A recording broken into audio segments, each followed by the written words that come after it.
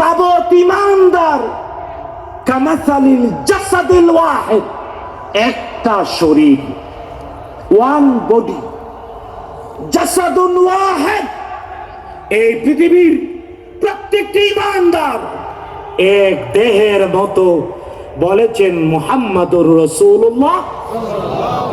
তাই আজ ইসলামকে দ্বীন হিসেবে প্রতিষ্ঠা যদি করতে চাই, পেতে যদি চাই, বুঝতে যদি চাই, তাহলে সবাইকে ভালোবাসার চাদরে আগলে নিতে হবে। দলাদলি করলে আর যাই হোক ইসলামকে দ্বীন হিসেবে বুঝার সম্ভাবনা, পাওয়ার সম্ভাবনা। বন্ধুগণ, বিশ্বনবী মুহাম্মদুর রাসূলুল্লাহ সাল্লাল্লাহু আলাইহি ওয়াসাল্লাম তিনি যাই আসর করেছে, জিনে ধরেছে এমন পাগল, তার নাম ভাসে সদা রসে। মরুভূমি মদিনা ধন্য হলো, পূর্ণ হলো যার পরশে। সেই তো আমার মহান পুরুষ, তার নাম ভাসে সদা রসে, তার নাম ভাসে সদা রসে। শুভে সাদিকের জন্য মাতি, নামলো ধরার বুকে নূরের জ্যোতি। শুভে সাদিকলো ধরার বুকে নূরের জ্যোতি। সেই জ্যোতিতে ভুবন হলো উজ্জ্বল, ভাঙলো তিমির ঘোর অমানিসা। দিনের আলোতে ধরা জাগলো ও মরুভূমি মদিনা ধোয়ার পরশে। সেই তো আমার মহান পুরুষ, তার নাম ভাসে সদা রসে, তার নাম ভাসে সদা। চতুর্দিকে শুধু তাই না, এই পৃথিবীতে ইসলামেরই শত্রু সব একত্রিত। আল কুফরু মিল্লাতুন ওয়াহিদা।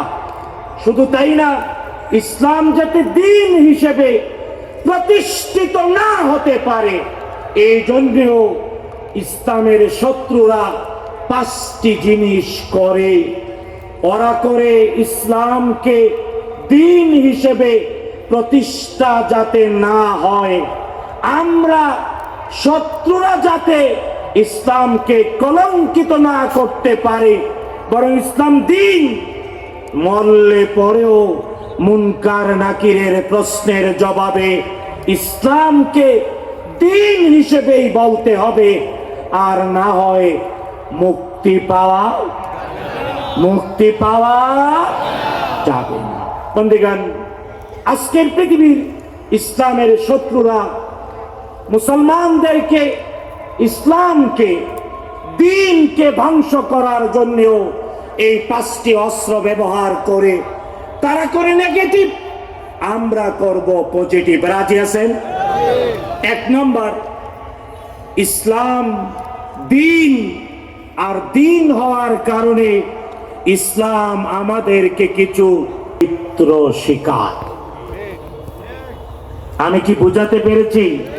ইসলাম তার প্রত্যেকটি ধারক বাহককে কিছু আখলাক, কিছু চরিত্র, কিছু বৈশিষ্ট্য বাধ্যতামূলক গ্রহণ করতে শেখায়।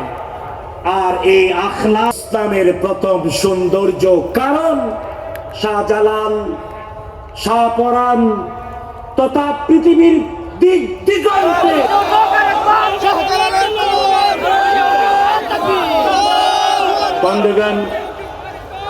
বন্ধুগণ, তবে এটা ভুললে চলবে না, মুসলমান এই পৃথিবীতে সংখ্যায় কম না, কিন্তু আজও পৃথিবীর দিক বিদিকে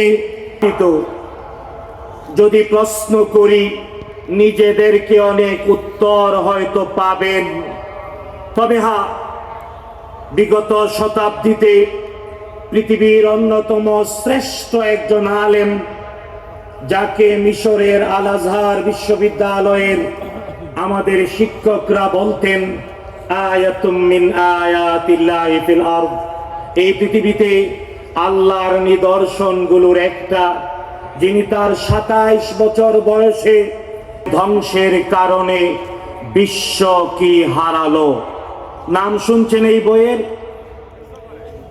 আমি সিলেটের প্রত্যেকটি শাহজালালের উত্তরাধিকারীর কাছে আবেদন করি, এই বইটা পড়তে হবে।